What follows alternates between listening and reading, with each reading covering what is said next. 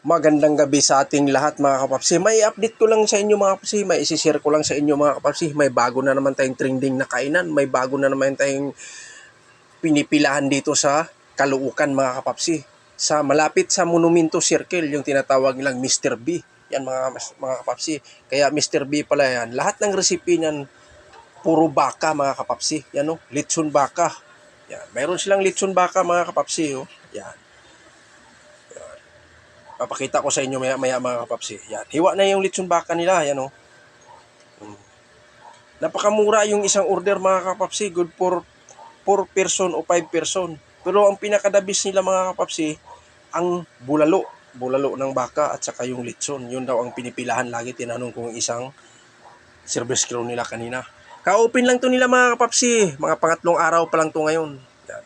Kaya sabi nga nung isa kanina, nung maaga pa daw, napakarami. Ay ngayon kasi mga kapapsi, gabi na. Wala na, napadaan ako mag alas 8 na.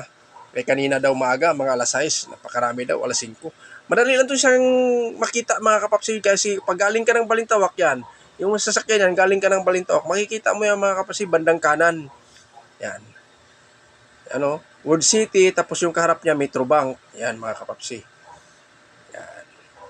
Madali lang kasi itong pwesto na to, kung sinong nakaalala mga kapapsi, yun ang pwesto ni Diwata dati. Ngayon pinalitan dito kasi hindi nagkiklik si Diwata. Yan o. May mga order sila mga kapapsi.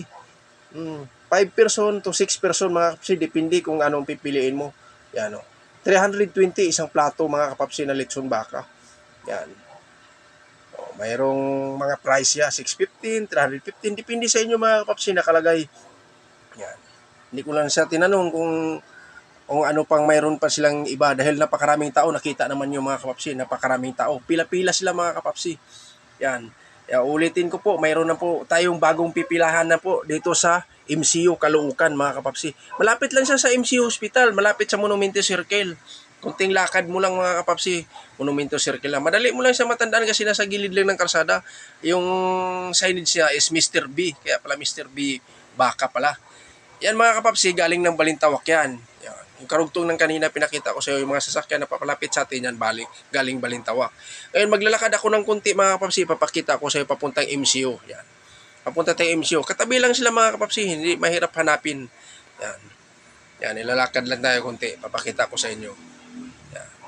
Yung dulo na yan mga kapapsi, yun na po ang huling stasyon ng bus carousel, Monumento Circle. Iikot lang yan sila mga kapapsi, hindi naman sila pwede magtambay dyan dahil wala pong terminal dyan, paikot lang yan. Yan.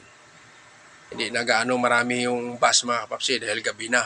Pero pag makita mo sa umaga yan mga kapapsi, napakaraming bus, napakaraming pasahero din. Yan.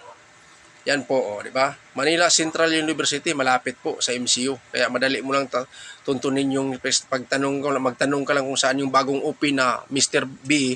O, malalaman mo na, ituturo na sa'yo yan. Lakad lang kayo sa unahan, kunti yan, ituturo ninyo mga kapapsi.